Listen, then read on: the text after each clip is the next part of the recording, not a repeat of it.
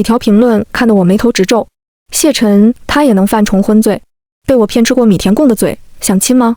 整日拿来挖鼻屎的手，好看吗？早上起来不洗脸，哈，我一脸口气的狗男人。他倒贴给我，我都不要。就那张欠扁的脸，我看一次扁一次。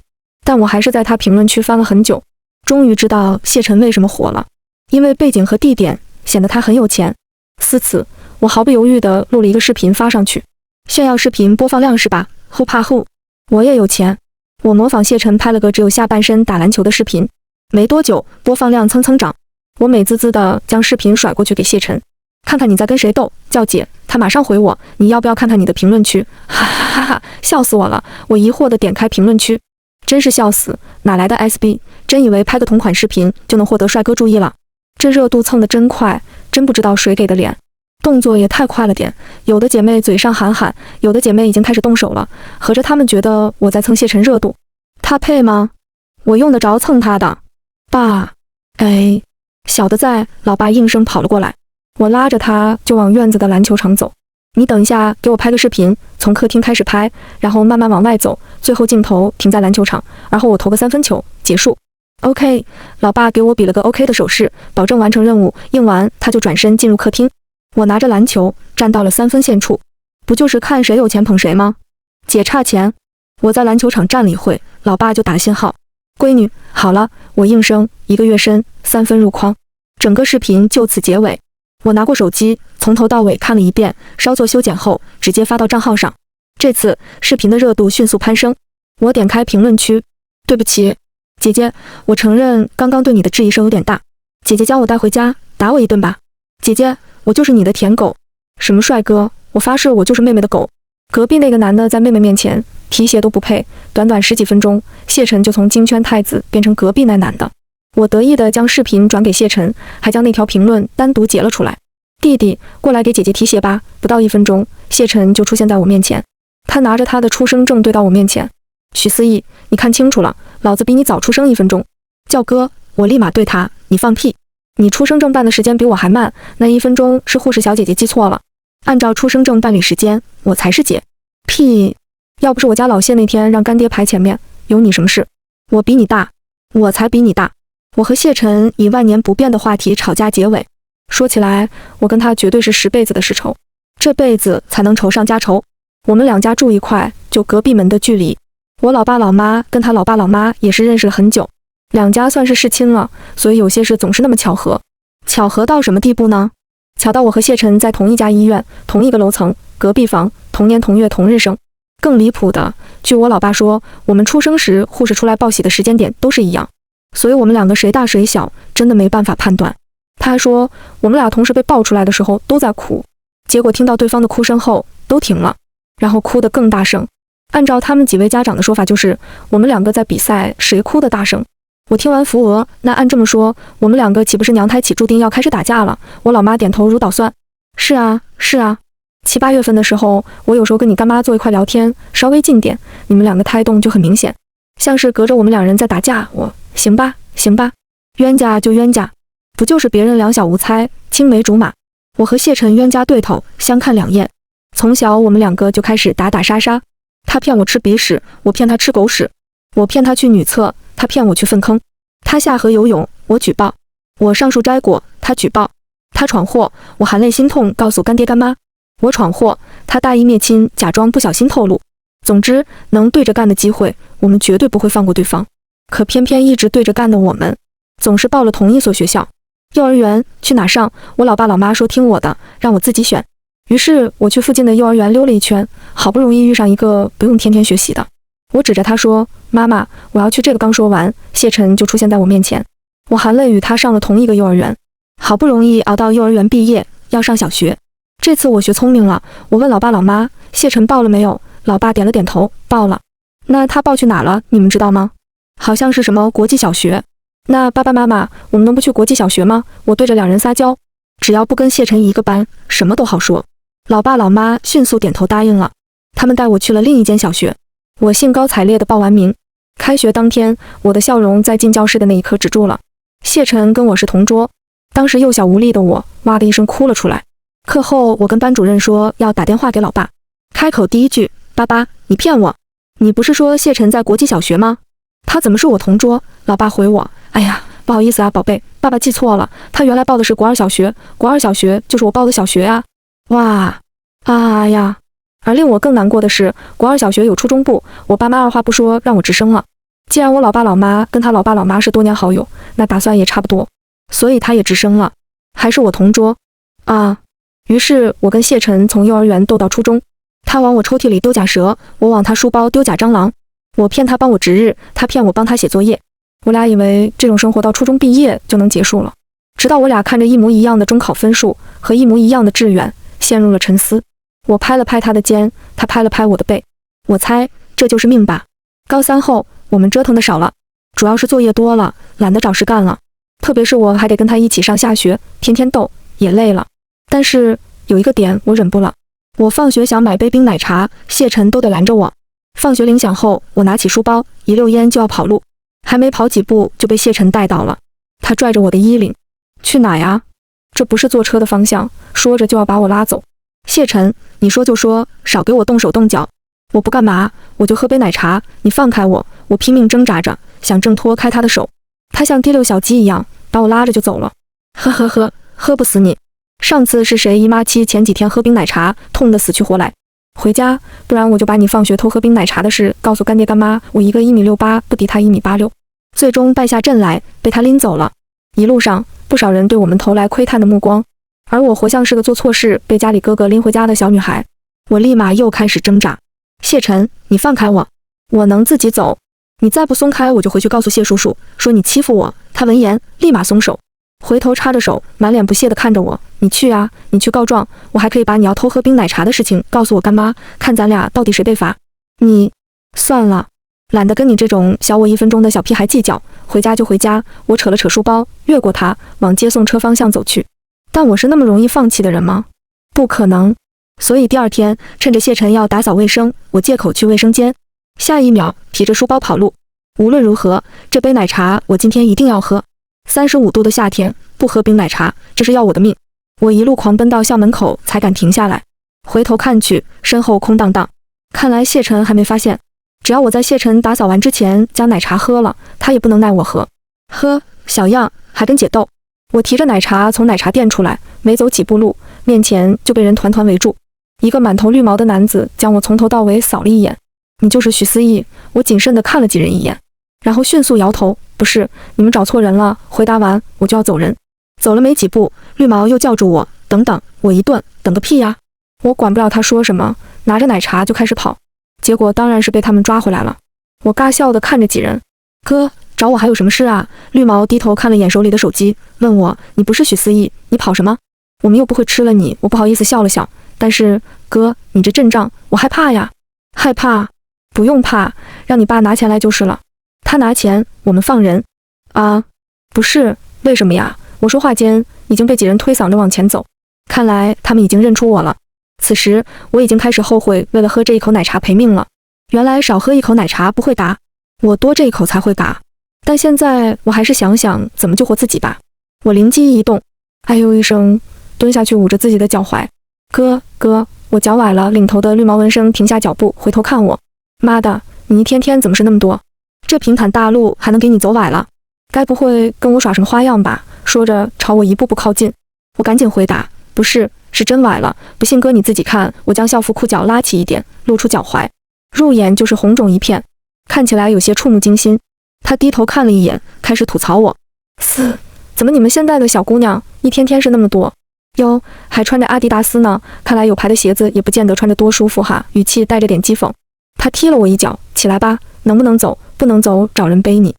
我立马摆手，没事，哥，我能走，就是慢点，还请哥多担待。我本来就是为了拖延时间崴的脚，你这直接找人背我这计划不就泡汤了？那肯定不行。绿毛应了一声，没再说什么，但是走路的速度明显慢了。为了缓解气氛，我问道，哥，你打算跟我爸要多少钱？他想了一会回我，100万吧。我一听，顿时愣在原地。原来真的有傻子会为了100万绑架我，我还以为老爸平时都是骗我的。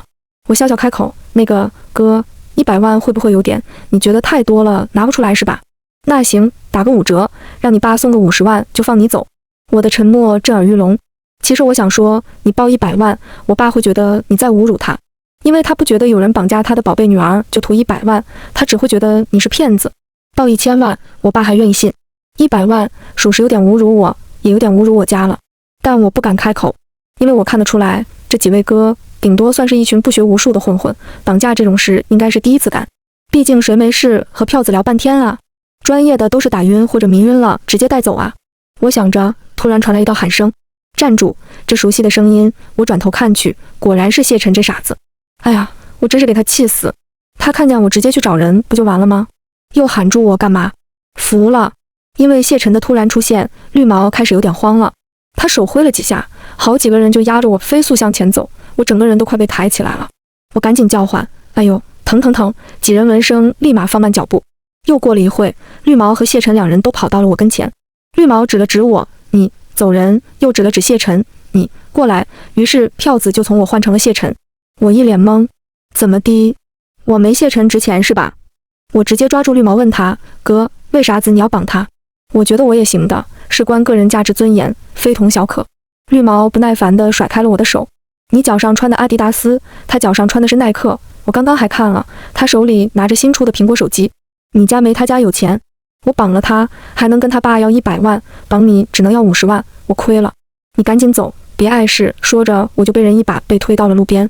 我看着脚上上万块的阿迪达斯，陷入沉思。哥，你这判断的标准有点清奇。我刚刚缓过神来，就看到谢晨被押上面包车。上车前，这傻子还对我说：“许思义，你要好好的。”眼眶通红。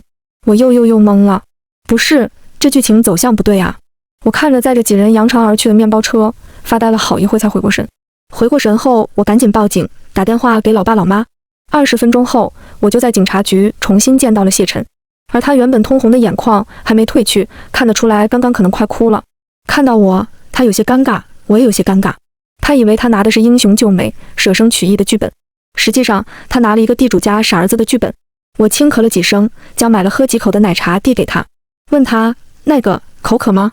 要不要喝奶茶吗？”他坐在椅子上，抬头瞥了我一眼，伸手将奶茶抢过，回我：“许思义，你就是个老六，整天害我丢脸的老六。”我闻言尴尬地摸了摸鼻子，那个，我也没想到你会跑过来替我。那不然呢？看着你直接被绑架，他一边回我，一边白了我一眼。我不服的小声嘟囔了一句：“那你看到的时候直接报警，说不定都不用来这警察局。”话音一落，对面的男人没声了，连喝奶茶的声音都没有。我偷偷地看了他一眼，只见这地主家的傻儿子靠在椅背上，两眼无神望着天花板。我友好地上前拍了拍他的肩膀：“没事，智力这东西会不断发展的。”不一会，警察就出来了。他说已经询问清楚了，几人绑架谢晨同学和许思义同学主要是为了交房租，因为几人刚刚丢了工作，又临近月底，拿不出钱交租。在学校附近偶然听到有学生说许思义同学家里有钱，于是就萌生了绑架的想法。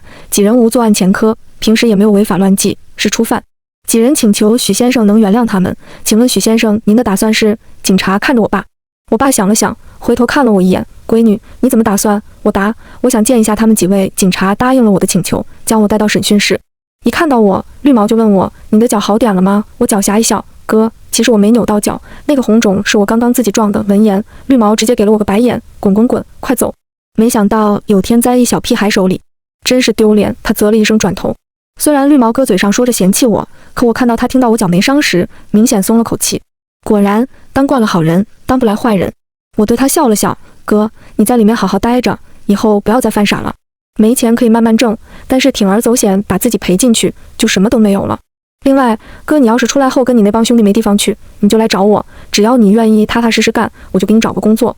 哥，记住没有？”他沉默了一会，切了一声，回我：“记住了。”声音有些哽咽。等我从审讯室出来后，谢晨的眼眶也恢复了正常。见我出来，他将空荡荡的奶茶杯递给了我：“帮你减重了，不用谢。”谢晨，你个混蛋，你居然全部喝完了！这可是我……什么喝完了？我老爸适时开口的声音才让我想起来，这里不止我们两个人。我立马站到老爸身侧，指着谢晨。谢晨偷喝了一整杯冰奶茶。谢晨闻言难以置信地看着我：“许思义，你要递给我的奶茶杯还在他手里。”跟着他的动作一起晃悠。而我老爸看到奶茶，马上皱起眉头看他：“小陈啊，你胃不好，不能老是喝冰的。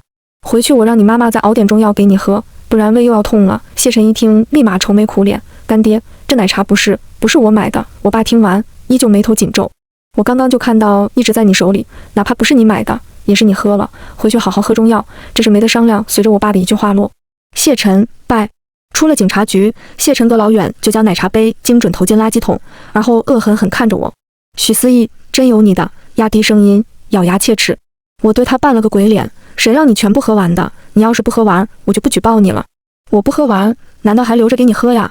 不知道谁喝完姨妈期痛得死去活来。那你怎么不说你自己胃不好，天天打完篮球喝冰可乐，更何况这个奶茶我点的去冰。我白了他一眼，他被我一噎，顿时没了声响。虽说平日打打闹闹，但是晚上我还是给谢晨送去了胃药。这男人不爱喝中药，1.8米几的大高个，喝个中药跟要他老命一样。我拿着胃药敲了敲他房间门，一看见我，他就问了句：“你怎么来了？”我将手里的东西丢给他，来看某人会不会一个人疼得死去活来。刚刚开门时，他的脸色十分苍白，一看就知道没好好喝中药，肯定倒掉了。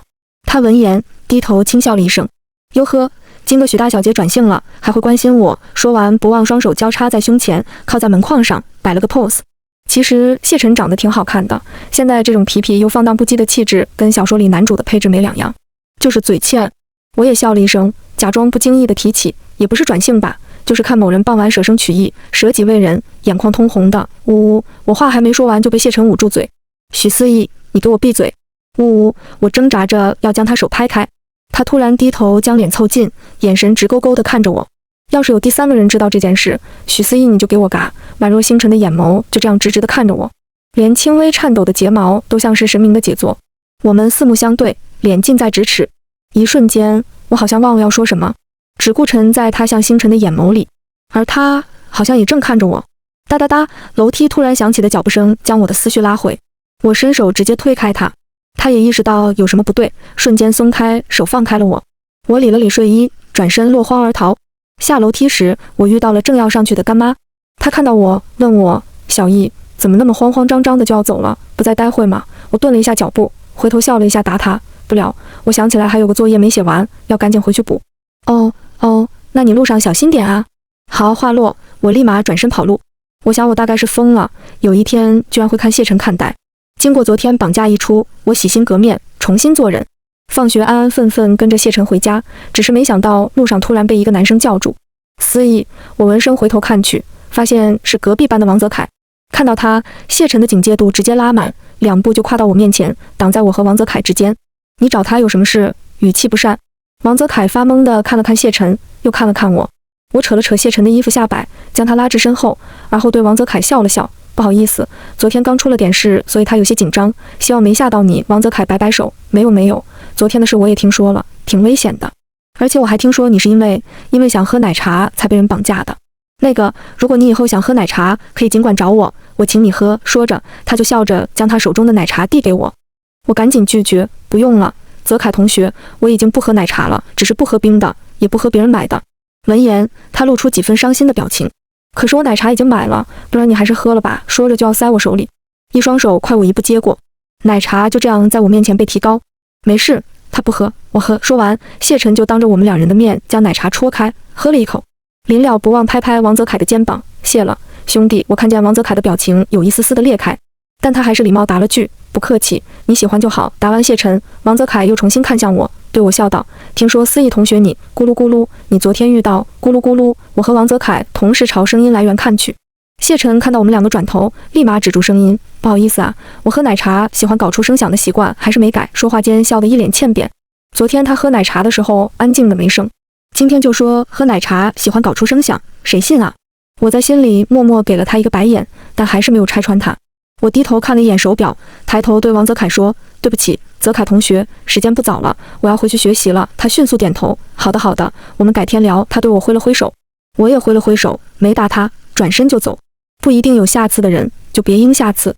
谢晨倒是回了他句：“行啊，兄弟，下次有机会我们俩继续唠。”听完我又是一阵无语。他跟王泽凯刚刚就聊了几句，而他先前都不认识人家，装什么熟？谢晨跟着我一起走了。一离开，他喝奶茶的嘴就停了，奶茶也被他丢进转角的垃圾桶。许思义，他要是往奶茶里下什么东西，我帮你喝了，出事你得对我负责。我撇了撇嘴，那我又没逼你喝，你可以接了不喝，再丢掉啊。他回我，那这不是做戏做全套吗？我，呵，他心里那点小九九我还不清楚，不就是想用奶茶制造声响，打断人家说话？我都看清楚了，他实打实喝的就戳开时的第一口，后面都没动过。不过我从小就被老爸老妈告诫，外面的东西但凡不是在商店买的都不能吃，更何况接了他的东西还得欠他人情。一杯奶茶几块钱，人情又多少钱？划不来。也就谢晨这种傻子会去接。傻子！我看着前面迎着阳光走的傻子，轻声开口。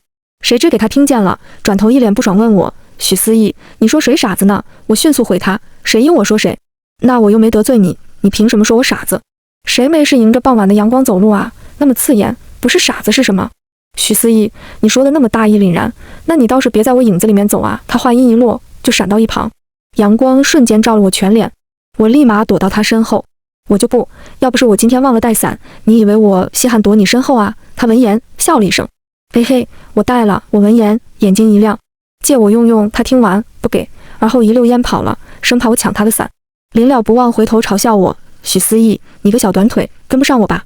就让你晒我，这不是傻子是什么？离校门口的接送车也就10几米，我上车不就没阳光了？谁稀罕他的伞？但作为大他1分钟的姐姐，我还是得委屈自己照顾一下小屁孩。我抬脚跟在他身后开始跑。谢晨，你把伞给我留下。第二天临近放学前的最后一节课，我的桌上莫名其妙出现了一杯奶茶。我戳了戳隔壁的谢晨，你有看到谁放的吗？他低头写着试卷，头也不太回我。有一个女生，不认识的女生，那会不会是弄错了？我思考着，拿起奶茶想看看有没有线索，发现账单上备注了一句话：思义同学，这个是杨枝甘露，你应该没办法拒绝了吧？哈哈，看完我不用猜也知道是谁了。除了王泽凯还有谁？哎，麻烦。我将奶茶推过去给谢晨，请你喝了。他抬头看了一眼，伸手探了探我的额头，搞得我一脸懵。我迅速拍开他的手，突然捂我额头干嘛？他一脸狐疑的表情看着我，你今天生病了？我没啊。问这个做什么？那就是太阳打西边出来了，你许思义居然会请我喝杨枝甘露？你不抢我喝的就不错了。然后伸手将奶茶推了回来，不喝，冰的。我答他，别人送的，我也不想喝。他问谁？我回昨天那个。谁知下一秒他突然提起奶茶就走了。谢晨，你去做什么？我站起身来喊他，而他跟没听到一样，怕他去搞出点什么事。我急匆匆离开座位就要追上去，却不小心撞到桌角，桌子抖了几下，谢晨桌上的试卷和笔应声掉落。麻烦，我只好捡了纸和笔再跟上去。等我出教室时，发现谢晨跟王泽凯两人正往走廊最尾的楼道走去，我马上抬脚跟上。王泽凯是吧？你没听到许思义昨天说了他不喝奶茶，但是我听说他最爱喝杨枝甘露。我以为王泽凯的话没说完就被谢晨打断他了，而我原本要往前走的脚步下意识地停住。你以为什么？你以为送了他几杯奶茶是在表明自己对他的体贴？是，夏天送冰饮确实有心了，我也替他谢谢你，但是知不知道他不能经常喝冰的？你知不知道他喝冰的生理期会痛，会导致宫寒？我和他认识10几年，就几杯奶茶钱，你以为我出不了？他要是想喝，我可以天天买10几杯送他，甚至门口给他包间奶茶店都行，但是他喝不了啊。所以下次别人拒绝后，麻烦你别再自以为是的坚持了，你这样只是感动了自己。奶茶你自己喝或者送人都行，随你。话落，里面再没声。没一会，一片阴影笼罩在我上方，抬头看去，是谢晨。看到我，他战术性的咳嗽几声。你都听到了？我有些不知所措的摇了摇头，没有。刚来，他闻言松口气，那就回去好好学习，一天天的少听男人之间的讲话。另外，你奶茶没了，要是想喝，放学我给你买，但是只有温的，爱喝不喝。他嘴硬的说着，将我拉回教室。放学后，谢晨兑现了他的承诺，给我买了杯温的杨枝甘露。没了冰的杨枝甘露确实不适合盛夏，但是我觉得很好喝，比我喝过的任何一杯冰杨枝甘露都好喝。自从谢晨找了王泽凯谈过后，王泽凯再没找过我，哪怕遇到他也是匆匆打了个招呼就匆匆离开，就连偶尔来跟我搭讪的人都少了。我乐得清静。高3的日子总是过得飞快，一转眼寒假就要到了。我看着眼前一叠的寒假试卷，只想数，而旁边的谢晨每拿一张就要嘴贱说一句，就这，还有没有？都不够也写呢。我闻言气他一声，你就装吧，你能写完我就喊你哥。他眼睛一亮，真的。我莞尔一笑，假的，想让我喊哥？不可能，弟弟永远是弟弟。他听到我这么答，切了一声，那你说个屁。下一秒，不过嘿嘿，你写完接我抄哈，我就知道。白嫖怪，在伸手党，在主打一个没脸没皮。其实谢晨成绩不差，排名在年级前40，那些发下来的试卷他要写是能写的，但他就是懒，真是能把人气死。寒假很快开始了，我打算好好补一补自己薄弱的数学和物理，于是，在刚刚放假几天就把其他科试卷半抄半写的写完了，而后郑重其事地拿出数学试卷，一路做下去，最后卡在选择题上，思来想去，实在想不出来。打开参考答案，迅速合上。大早上看这个有点吓人，答案我都看不懂啊。最后我只能向谢晨发去求助，你有没有齐明的联系方式？他秒回，问这个做什么？我有一道数学题不会，想问问他。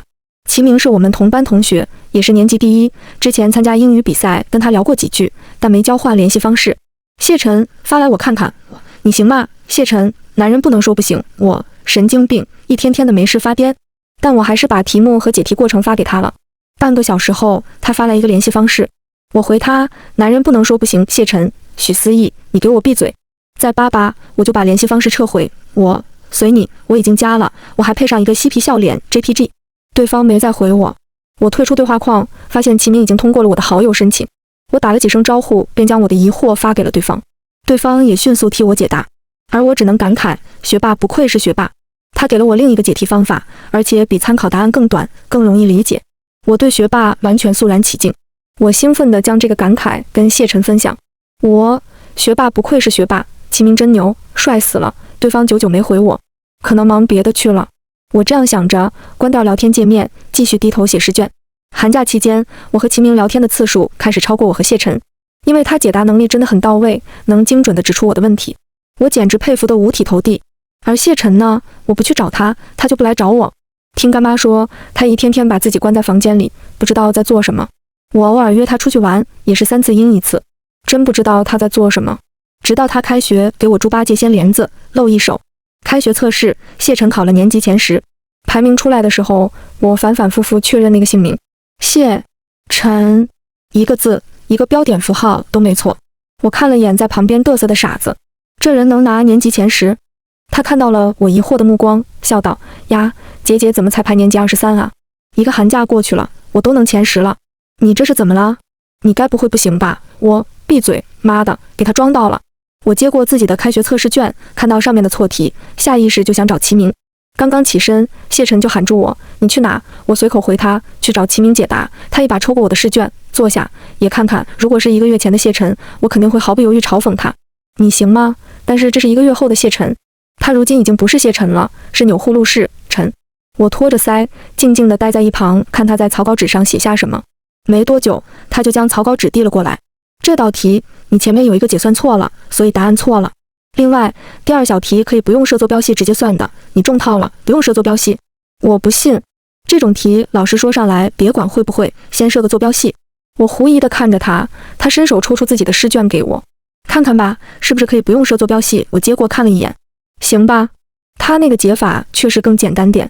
我将题修正好，对他笑道：谢同学，你帮我再看看这道题呗。我递过去自己的物理试卷，他低眸看了一眼，单手撑在桌上托着脑袋，嘴角微勾地看着我，叫哥，哥就帮你。你做梦！我毫不犹豫回他，伸手就将卷子拿回来。真以为考了个年级前10就想压我头上，没门！我拿起试卷自己看，又问了问前后桌。20分钟后，我又递给谢晨，陈哥，你就帮帮人家嘛。谢晨满意地点了点头。拿来吧，我心里给他翻了千百个白眼。狗男人！其实我完全可以不用叫他去找齐明的，但是隔壁就有人，实在懒得走路，于是我只能屈尊喊他一声陈哥。有事陈哥，没事谢晨。大丈夫就是要能屈能伸。没多久，我只要把试卷伸过去，谢晨就懂了。而谢晨辅导能力也有一手，在他的帮助下，高3下学期第1次月考，我成功进入年级前15，但谢晨已经是年级前5了。果然，人和人之间总是不能比的。傍晚放学，我正在位置上写作业，等谢晨打扫完卫生一起回家。面前的试卷突然笼罩了一片阴影。谢晨，给我闪一边去，别挡到我的光。我头也不抬地对阴影开口。谁知我说完，人没动。我有些不耐烦了，拔高音量：谢晨，你……抬头一瞬间，我愣了，面前的人哪里是谢晨？而谢晨在教室前边回我：许思义，你突然叫我名字干嘛？是不是要你陈哥帮你解答问题呀？某人嘚瑟地朝我走过来，我无语地对他翻了个白眼。打住，扫你的地去。回过头来，我看向面前齐明，找我是有什么事情吗？他笑着递了杯奶茶过来，而我现在看到奶茶快 PTSD 了。自从我因为一杯奶茶被绑架后，逢人送我礼一定是奶茶，真的谢了。我正要婉拒，他突然开口：祝贺你考试进步，这是去冰的杨枝甘露，我知道你不能喝冰的，理由充分，无可挑剔。我笑着应下接过，说了句谢谢，又说也恭喜你再次蝉联第1名。他哈哈了一声回我，但是我觉得蝉联第1还比不上看到你进步的喜悦。虽然说你的进步不完全都是我的功劳，但是前期工作是我做的，我也挺开心的。少年的微笑中带着另一种情绪，而我握着笔的手不自觉地握紧。原来他知道我为什么没再去找他。我理了理心绪，笑着抬头看他，同学一场，我又是你手底下的学生，你这种喜悦就跟老师看学生一样，我懂。我真的特别感谢齐同学能将我视作一个学生指导我，真的特别感谢。所以齐同学如果真的要祝贺我，就将这奶茶拿回去，犒劳自己。反正已经在我手里了，我再送回去就当我送的哈。他听完先是一愣，然后像是释怀了什么，说了句好，就将奶茶拿了回去。他说：思义同学，我们明天见。我说好，齐同学，明天见。他那么聪明的一个人，应该懂我什么意思。我们只适合当同学和朋友，祝他以后觅得佳人。我收回心绪，开始收拾桌上的东西。谢晨也倒完垃圾回来，等我收完，他也刚刚好结束。我伸手拿起自己的书包，跟上他的步伐，并肩走到一起回家。走着走着，他突然问我：许思义，刚刚齐明跟你说什么了？我随口回他，没说什么。他回：我不信，我爱信不信，他不信就不信，我真是幼稚鬼。我没再回他，他也没再开口。直到我到家门口即将下车时，他忽然没来由说了句：许思义，你挺抢手哈，没头末尾的，听得我一脸懵。关上车门前，我回头看了谢晨一眼。平日放荡不羁的少年正直直地看着我，像猎人看猎物。我看得心慌，迅速砰的一声关上车门，匆匆丢下一句走了，快步朝家里走去。晚上我躺在床上，满脑子全是谢晨那句：许思义，你挺抢手哈。我翻来覆去想不明白，他说这句话是几个意思？难道姐妹力无限也不行吗？而且他谢晨平日也挺抢手啊，光让我帮忙送情书的女孩子，我从小到大就遇到了10几个。他今天这句话几个意思？是觉得我行情比他旺，他觉得没面子？那他也太幼稚了点。果然，幼稚鬼就是幼稚鬼，小1分钟就是1分钟的事，思想还是不如我成熟。嗨，这个结我还是当定了。高3的时间如白驹过隙，转瞬即逝，就连高考3天都是一晃而过。考完当晚，我忽然意识到，我和谢晨也许不用在一个学校了，因为我的成绩比不上他。明明这是我盼了10几年的事情，可真的来临时，我的心里像是忽然空了一块，而又堵得慌。啊，好烦啊！我在床上痛苦地翻来覆去，耳边突然响起敲门声。小易，小易，你睡了吗？是老妈的声音。没有，我一边回答，一边鲤鱼打挺起身开门。一开门，老妈就笑着问我和老爸计划你这高考完了带你去旅游，放松，去不去？有人出资免费旅游，怎么可能不去？去，我笑嘻嘻地回答。然而第2天，我发现我阴快了，因为这不是我和我爸妈简单的一次出游，而是我家和隔壁家一起。我和谢晨两人大眼瞪小眼，明明昨天晚上两人还在感慨以后可能不常见到了。他说他要去旅游，要去西藏，我说我要去旅游，要去云南。结果今天我们2个在这碰面，一起去旅游，地点重庆，不能说跟计划8、9不离10吧，只能说是毫不沾边。车上我戳了戳他，你的西藏之旅呢？他回我，你的云南之旅呢？我答，我爸妈说要带我旅游，然后我就来了。他答，我也是。我们2个都看到了对方眼中的无语。车里除了我们2个所在的那块地，到处充满着快活的气息。我和谢晨就是2个被骗来的大怨种。坐了1天的飞机，终于在晚上抵达酒店。一进门，我老妈询问要订房，还剩几间房间。前台工作小姐姐挂着甜美笑容回答：你好，我们这边还剩3间酒店，请问你们要几间？我老爸老妈1间，干爹干妈1间。我和谢晨，我拉过老妈和干妈的手就往外走，这里3间房不够睡，咱们换家酒店。结果老爸回我刚刚看了一眼，这附近就只剩这一家酒店有房。我的沉默震耳欲聋。为什么你们出来不先订酒店？我欲哭无泪。干爹尴尬地摸了摸头，这不是打算来一场说走就走的旅行吗？所以决定先看想去哪个景点，再去附近的酒店，就没提前订。我真的哭死。我向老爸老妈投去可怜巴巴的眼神，爸爸妈妈，我想和老妈啪的一声拍向桌面，告诉前台我们就要3间房，转头对我和善一笑，小易你就和小陈住几晚吧，你们俩开裆裤17就行，我赶紧打断老妈的话，只要不提我的黑历史，什么都好说。就这样，我被迫和谢晨1间房，而且3个房间分隔3层，我和谢晨还是最顶层的那间。等老爸老妈、干爹干妈他们离开后，安静了许久的谢晨终于开口了：怎么的，跟哥住一块委屈你了？我摇头，不是委屈我，是有点埋汰我了。我居然沦落到要跟你谢晨同床共枕，我损着谢晨，他一听马上不乐意了，对我怎么就埋汰你了？哥可是有腹肌的人，而且哥身体也好，跟哥同床共枕怎么就埋汰了？他不爽地看着我，而我想的是，谢晨这人居然有腹肌。于是我脱口而出，我不信，除非给我摸摸。谢晨秒答，摸就摸。然后我就脑抽一般，在楼道里隔着衣服对谢晨上下其手。刚摸几下，楼道迎面就走来一对情侣，我们两两相望，彼此脸上挂着尴尬而又不失礼貌的微笑，擦肩时都装作看不见。还没走远，我就听到那位女生说：“现在的小年轻精力充沛。”轰的一声，我觉得自己的脸已经熟透了。偏偏谢晨却轻笑一声说：“他说我们精力充沛哦。”你给我闭嘴！啊呀，好尴尬，我怎么会上手了呢？为什么我跟谢晨一块就会智商下线啊？算了，把自己埋了算了。我苦涩一笑，心如死灰，跟着谢晨进房。进了房间才发现原来是双床房，还好不用跟谢晨一张床，差点就清白不保了。我要留着清白，到大学找个高高白白净净、爱运动、爱笑还体贴我的男生，绝对不能找谢晨这种嘴欠的。夜晚，我躺在大床上，原以为隔壁睡着谢晨，自己会睡不着，可没想到刚躺上去没多久，睡意就阵阵袭来。我猜我可能是跑了一天累了，绝对不是因为我觉得谢晨在身边很安全，绝对不是。迷迷糊糊间，我听到有人喊我，声音似远又似近。那人喊我许思义，叫哥。我用尽力气嘟囔着对他：“你才不是，不是。”等我再次被人喊醒时，迷迷糊糊睁开眼，看到阳光透过落地窗洒满房间。原来已经第二天了，我以为在自己的房间，下意识伸手想拿手机，却摸到软软的东西。啊！我尖叫一声，转头看去，谢晨黑着脸看我，将自己原本张开的双腿紧紧合拢。许思义，大早上的你摸什么？咬牙切齿，声音像是要把我活吞了。我尴尬地摸了摸鼻子，可摸完突然意识到，这只手刚刚好像摸过他的，等一下鼻子可能需要重点洗洗了。我战术性咳嗽几声，嗨嗨，那个，我不知道你在这，不是有意的。你放屁，不是有意的。那你往这个方向摸什么？摸空气呀。而且我声音就是从这个方向传过去的，你不可能没感觉。许思义，你实话实说，你是不是昨天摸了哥一把腹肌，今天做梦还想感受一把？谢晨上一秒还像是被我占便宜的小媳妇，这一秒就眼神渐渐地看着我。我是真的无语，这男人的脸就跟6月的天气一样，说变就变。我连声应，是，懒得跟他理论。我应完，他下巴直接翘上天。我就说跟哥睡不吃亏吧，有免费腹肌可以摸，这人真是有病。在谢晨帮助我学习期间，我许下一个承诺，绝对不会再对谢晨翻白眼。但是现在我没忍住，破戒了。我对谢晨翻了个白眼后，利落起身。今天是出来旅游的第一天，不能跟傻子过分计较，要保持好心情。我起身就要进卫生间，谢晨还在后面碎碎念：“你要不要再摸一把？哥送你了。”一张嘴扒个不停。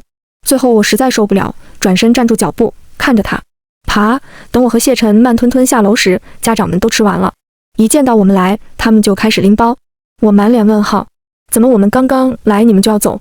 干妈过来拍了拍谢晨的肩膀：“儿子，你吃完带小易好好玩，爸妈和你干爹干妈先去耍了。”转头又对我挥了挥手：“小易，等一下小陈带你去玩哈。”你们玩得开心。话落，几人一溜烟就不见了，留下我一人在风中凌乱。不是说好的一起出来旅游吗？怎么就成了你们自己旅游了？而且为什么是将我托付给谢晨照顾，就不能是将谢晨托付给我照顾吗？虽然结果没差，但是事关尊严啊。吃完饭后，谢晨谨记干妈的吩咐，问我要去哪玩。我站在酒店门口，抬头看了眼外面高挂且闪耀的太阳，试探性地伸出我的脚。1秒、2秒、3秒，我对谢晨笑笑：“不然我们今天暂时就待酒店吧。”谢晨也笑了笑。我已经打完车了。他话音刚落，门口一辆出租车就滴滴2声。君要臣去，臣不得不去呀。我被谢晨安排上了出租车，但幸好他还算聪明，没选什么室外地点，选了个大型商场。一下车，热浪就扑面而来。看着商场门口与车的距离，我忍不住眯起眼。走这几米路，我是不是可能嘎掉？我正想着，头上落下一片阴影，一双大手牵起我就往前走。许小姐，赶紧走吧，再不走就热死了。我闻声抬头看了他一眼，发现他撑着粉红色的伞，伞有些许眼熟，上面还印着小猪佩奇，这该不会他自己买的吧？我笑他：“谢晨，你哪来的粉红色伞？这不符合你的口味啊，你不是说粉红色不好看吗？”他听完没开口，继续牵着我自顾自地走。等进到商场时，他关了伞，直接把伞塞进我手里：“你先看清楚是谁买的。”还能有谁？肯定是你。我一边笑他，一边看伞，却瞥见伞里面歪歪斜斜写着2个字：谢晨。妈妈，我要买把伞。你要买伞做什么？你不是已经有一把吗？因为谢晨奥特曼的伞被另一个坏小朋友偷了，他现在有些闷闷不乐，我想让他开心点。好啊，那你要买什么样的？我要买小猪佩奇，因为我们班同学现在可喜欢小猪佩奇了，他肯定也喜欢。我还要写上谢晨的名字，这样就不会被偷了。我装作毫不在意，将伞塞回他手里，嘴硬道：小猪佩奇怎么啦？我就喜欢小猪佩奇，你要是不喜欢这把伞，你就还给我。我嘴里这么说，但是我已经想好了。谢晨这个王八蛋，要是真敢将我送给他的东西退回来，我明天就叫我老爸老妈搬家，必须跟他绝交。他笑了一笑，回我：都到我手里了，还想拿回去？门都没有，接着就塞进包里，还得意地对我摆了个鬼脸。我对他翻了个大大的白眼，不给就不给，幼稚鬼。我和谢晨在商场蹭了一天空调，临近晚上，老爸老妈让我们继续待着，说要在商场集合干饭。我点头说行，接着挂断电话。挂断电话后，我们又晃了一圈，而我忽然感觉一股暖流，不出意外，应该是出意外了。我姨妈来了，真是怕什么来什么，服了。我赶紧戳了戳旁边东张西望的谢晨，你还记得卫生间在哪吗？他点了点头，跟我来吧。我小碎步跟上他的步伐，绕了一段后，我就看到了卫生间的指示牌。他停下脚步，对我指了指方向，就在那，自己去吧。我站着没动。他又问，怎么了？不是说要去卫生间吗？那个，我需要拿姨妈巾。我有些不好意思回他。他闻言，二话不说就给我拿了姨妈巾，顺带吐槽我，不就是一张卫生巾吗？支支吾吾半天，我以为你怎么了？都认识这么多年了，你第一次来姨妈我都知道是几岁，现在跟我啊，好了好了，我知道了，你别念了。我直接开口打断他的话，伸手抢过姨妈巾就往卫生间跑。谢晨这人是挺好的，出门拿包打伞的，但是就是这个嘴，他有时候是真的碎啊。几分钟后，我满血复活从卫生间出来，没想到一出来就看到谢晨被人堵了，一个男的正跟谢晨说着什么。谢晨皱着眉头，表情难看，嘴型好像在说我不感兴趣，但是男子还是没放过他，一直不停地说着什么。我走近了些，才听到男子说的是：帅哥，你就加个微信嘛，没关系，就当认识。你要去哪？我也可以帮你带路。你要去重庆哪里玩？我可以推荐几个地点给你，还可以带你去。小哥哥，你就当交个朋友行不行？虽说每一个人都有追求自己幸福的权利，但谢晨都说不感兴趣了，还缠着他，多少是不是有点不识好歹了？谢晨可是我罩的人，想欺负他，想都别想。我一个箭步冲过去，挽起谢晨的手。亲爱的，这位是……我笑着看向男子。男子看到我时有些诧异，你是……我甜甜开口，我是他女朋友。你是他朋友吗？对方立马摆了摆手，不是，我只是……不是。可我看你跟我男朋友聊了很久了，你不是他朋友，你跟他聊什么能聊那么久？我只是看到你男朋友的衣服很好看，想要个链接。我听完嗤笑一声，如果不是我听到他说了些什么，可能就傻傻的信了。要链接是吧？我打开手机某软件，将购买记录给他看。这件衣服是我给他买的，你应该问我要才对。他的这件是联名款，预售的时候买的，几千块而已。你截个图回去看看吧。我看到男子听到价格的那一瞬间，有些呆愣，但他又很快连忙点头说好，然后拍了张照片就要走。我收起手机，叫住了他。等等，男子回头问我怎么了，我指了指他脚上的鞋。你鞋带松了。他连忙应声说好，谢谢你。接着就要蹲下去，然而蹲到一半，他自己好像也反应过来了，他的鞋带没松，站起来看向我的表情有点难看。我笑了笑，不好意思，看错了。另外，下次别人不愿意，就没必要上赶着强迫别人。你有你的择偶权，他也有他的择偶权，但逼别人去跟你在一起，多少有点不合适了。今天我就不跟你计较了，明天遇到另一个，就未必能这么轻易放过你。你好自为之。说完，我就挽着谢晨离开。1分钟后，在我旁边暗爽了很久的谢晨终于笑出了声。许思义，没想到你还会帮我撑腰。我撩了撩不存在的刘海，那是当然，我可是你姐。谢晨对我竖起大拇指，是，你是姐。吃饭的时候，我和谢晨在饭桌上都闭口不谈刚刚遇到的男子，但是待了几天后，我和谢晨就吵着说要回去，此地不宜久留。老爸老妈虽然不晓得为什么，但是还是同意了，只不过不是同意回家，而是同意离开重庆。行吧，能换个地方也行。而后我们去了西藏，也去了云南。美好的毕业之旅止于高考出成绩前一天，我们回家了，等待命运的安排。我躺在大床上，翻来覆去睡不着，不知道该以什么心情去面对成绩。他高了，我和他去不了一个学校；他低了，我又替他不值。他的努力应该得到回报才是。我看着窗外的星星，久久难眠。翌日，我是被敲门声吵醒的。许思义，许思义，你快醒醒，起来查成绩了。我睁开朦胧的睡眼，一看时间，已经10点半了。我迅速起床开门。谢傻子一见面就跟我拍胸脯，687，就问你陈哥牛不牛？我啪啪啪给他送一阵掌声，牛牛牛，687，真的很厉害。我说完，他就催我赶紧查查你的。我被他催促着，忐忑不安地坐到电脑前，点开查分网站，输入考生号、密码。就在点击确认一瞬间，我转头看向谢晨。谢晨，你希望我多少分？他用看傻子的眼神看了我一眼，当然是越高越好了。那比你还高呢？不可能，我这分数你是超越不了的。不过要是真超过了也行啊，分高点去的学校更好。哎呦，你别墨迹了，赶紧了。他伸手迅速替我点下那个确定键。而我想说，谢晨，我想继续跟你一起上学。我收回心绪，扭头紧张地看着屏幕。语文135，英语140，数学120，总分660啊！我直接放声尖叫。谢晨，我660。你看，你看！我激动的一把抱住谢晨，而他也笑了，反手抱住我。看到了，看到了，660。咱俩一起去 A 大，继续当同学。我闻言立马推开他，嘴硬道：谁要跟你一起当同学，我才不跟你同一个学校。行行行，你不想跟我报同一个学校，我想跟你报一个学校，行了吧？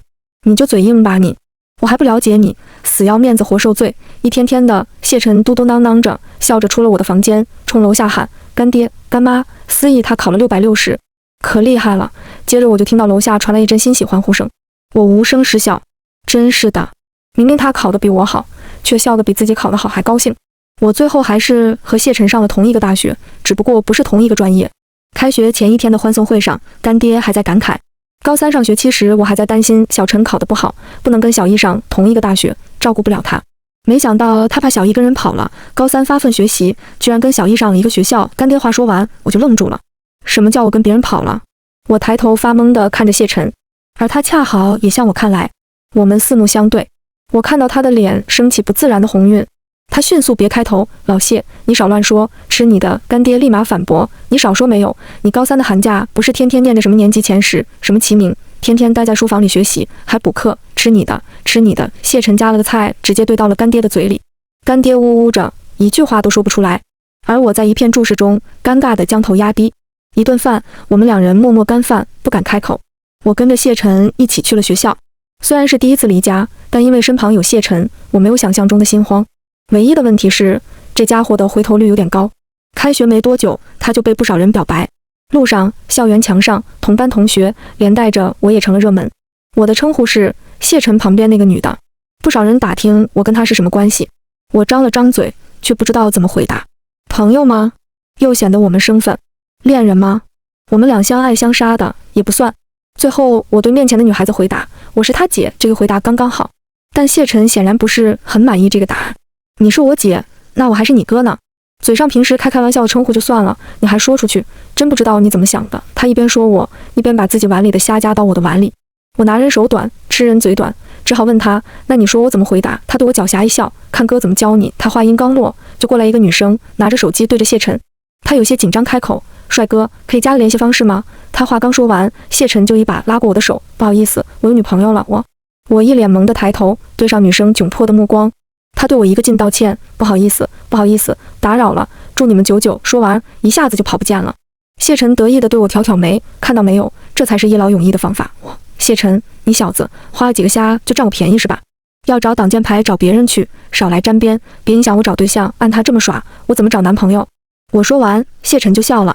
他嗤笑一声开口，许思义，我们对赌怎么样？看向我的眼神闪得明亮。我不解地问，赌什么？他说，赌你能不能在这个学校找到男朋友。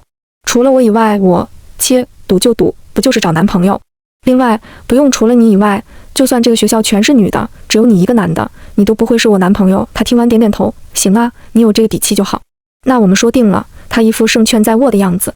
我满脸不屑。赌归赌，赌注是什么？我问。他微微一笑，你输了，你就给我当名义上的女朋友，帮我挡桃花。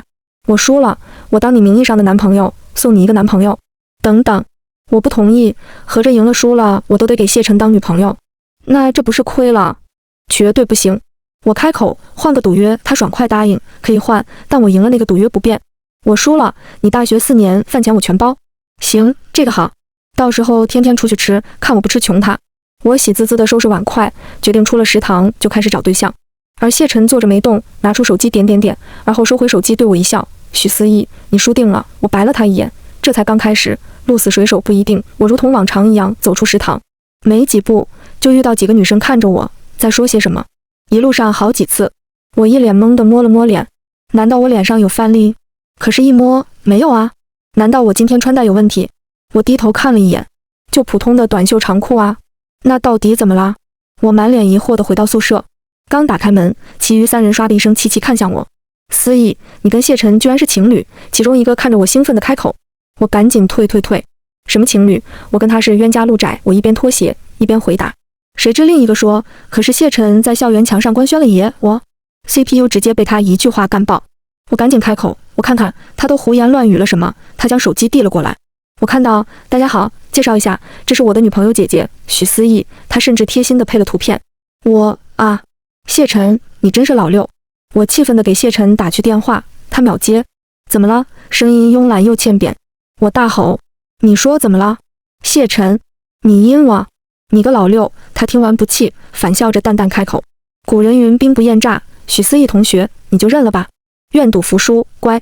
女朋友姐姐，闭嘴。我猛地挂掉电话。走廊里来来往往的女生对我投来打量的目光，而我欲哭无泪。啊，又被他骗了。成为谢晨名义女朋友的第一件事，就是陪他演戏演全套，包括但不限于在街上牵手、接我上下课、食堂投喂、看他打篮球送水。但这家伙居然提出要我搬出去跟他同居。谢晨，你不要太过分了点。谁规定男女朋友就要出去同居的？你做梦。他插着手点头，行啊，不出去住也行。到时候你别又来我面前哭诉什么舍友矛盾，你身为宿舍长解决不了。那我自己就出去住不就行了？你跟我一起住算什么？我嘴硬反驳他。他回我，你自己一个人住，那别人怎么想你？你舍友一定觉得你是因为宿舍关系才搬走的。你们同班同学，抬头不见低头见的，你不尴尬？但是我要求同居就不一样了，他们也不能说什么。